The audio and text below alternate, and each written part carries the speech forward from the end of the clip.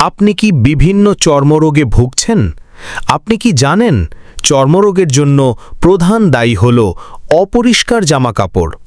তাহলে আমরা এখন জানব জামাকাপড় পরিষ্কার করার জন্য কয়েকটি সহজ ও কার্যকর উপায় আছে, যা এখন আমরা ধাপে ধাপে বলছি। আলাদা করে রাখা।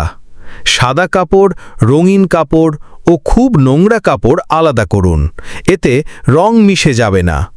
ভিজিয়ে রাখা। খুব ময়লা কাপড় সামান্য ডিটারজেন্ট মিশ্রিত পানিতে 15 থেকে 30 মিনিট ভিজিয়ে রাখলে ময়লা সহজে ছাড়ে। ডিটারজেন্ট ব্যবহার। পরিমাণ মতো ডিটারজেন্ট বা সাবান ব্যবহার করুন।